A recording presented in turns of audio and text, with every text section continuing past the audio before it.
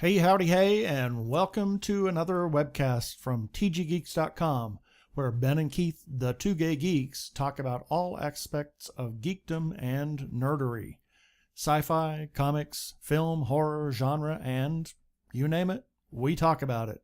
I'm Keith Lane, your intrepid sound engineer. Let's go to Ben for some news.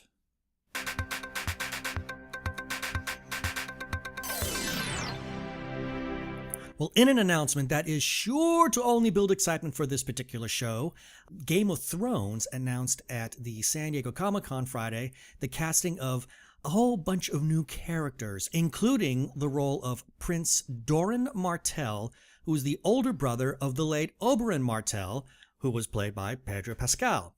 Now, this casting should have genre fans all in a Twitter because Doran will be played by none other than Alexander Siddig, best known as Dr. Julian Bashir from Star Trek Deep Space Nine.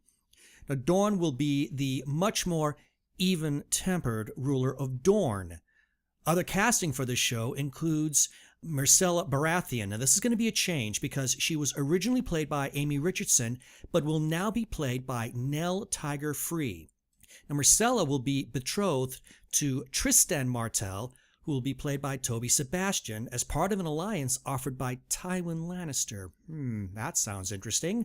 Lastly, in another genre casting coup for the show, Jonathan Pryce of Pirates of the Caribbean, as well as Something Wicked This Way Comes, has been selected to play the High Sparrow, a devout and pious man who came to King's Landing to help the poor and downtrodden.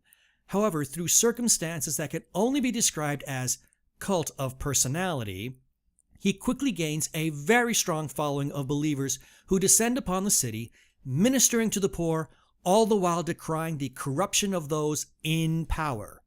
Game of Thrones returns to HBO in 2015. Now, still riding the wave of success following the blockbuster Godzilla, Legendary Pictures teased Godzilla 2, also at this year's San Diego Comic-Con. Gareth Edwards, the director, appeared by way of video and mentioned that he's currently busy working on one of the upcoming Star Wars movies, but that he'll definitely be on hand to take on the next movie featuring the big green guy himself. During this presentation, the CEO for Legendary Pictures, Thomas Tull, then he teased the crowd in attendance with a clip that suggested 3 new monsters that might appear in Godzilla 2. Ooh, who might that be, you ask? What possible monsters could appear in a Godzilla movie? Well, how about Rodan, Mothra, and King Ghidorah? How does that strike you? It's uncertain as to when the next movie will come out due to Edward's Star Wars commitment, but the soonest we might see the return of Godzilla could be 2017. Now, in TV series news, everyone's favorite guilty pleasure, and mine included, Teen Wolf, is coming back for a 5th season.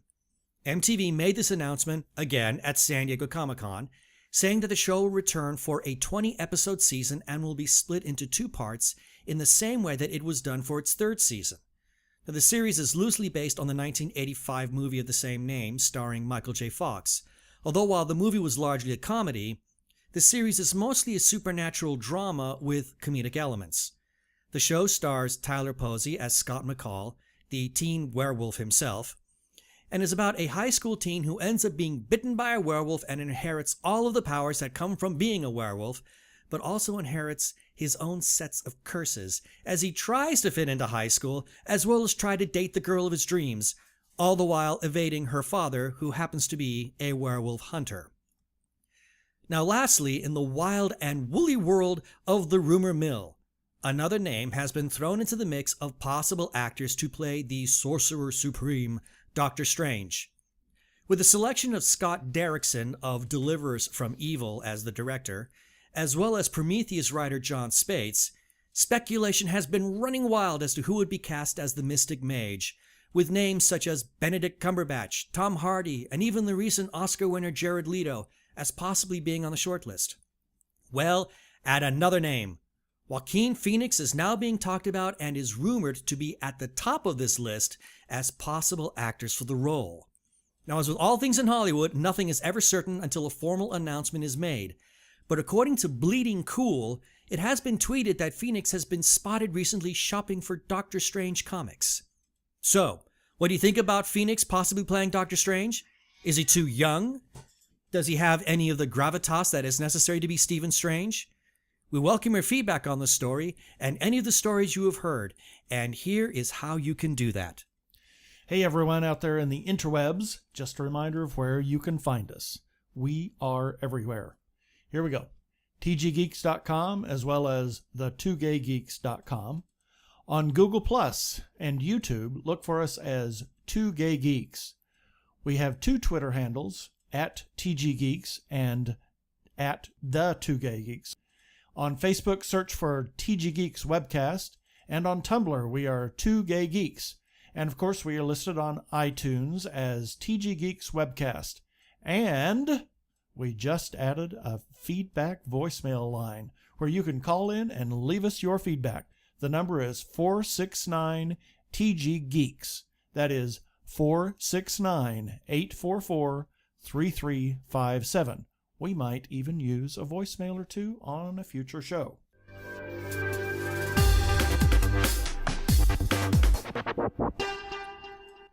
Wow, that was a mouthful. I am now going to stop talking and let Ben talk for a bit. Let's go to him for a special comment.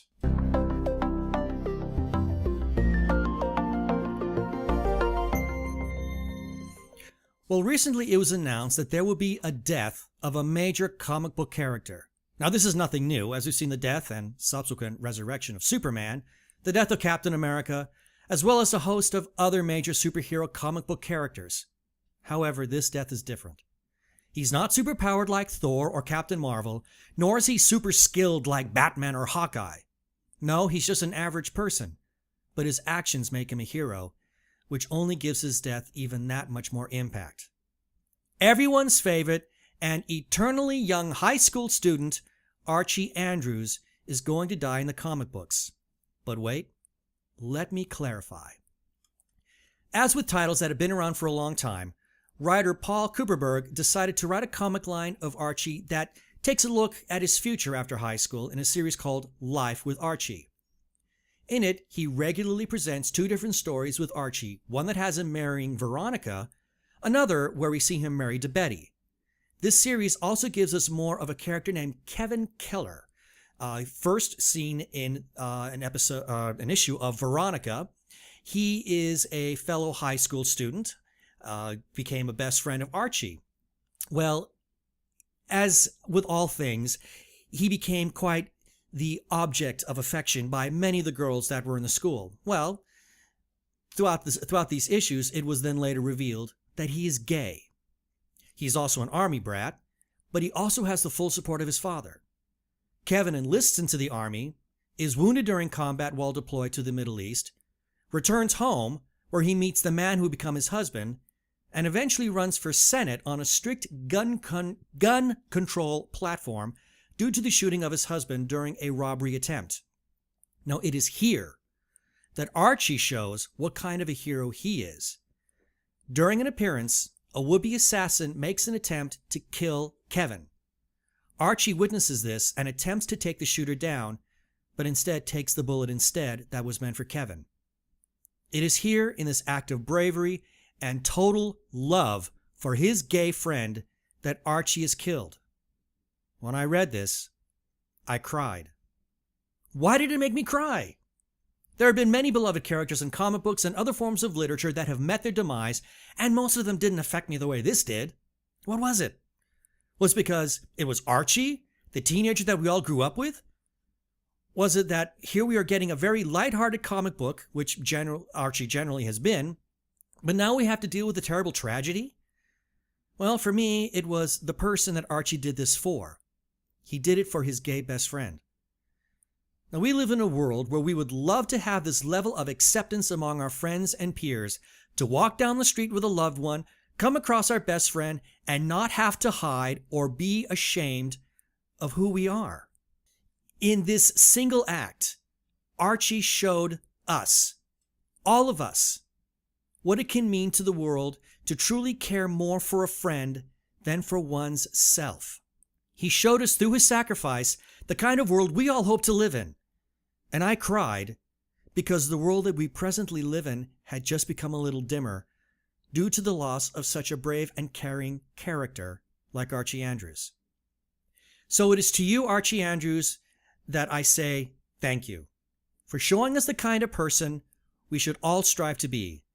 And even though your actions were made to save the life of your gay best friend Kevin, it is my hope that what you did will create ripples and possibly even at some point in the distant future save the world.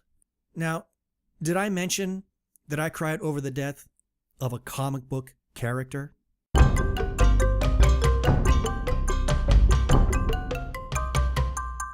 Okay, thank you, Ben, for that wonderful comment.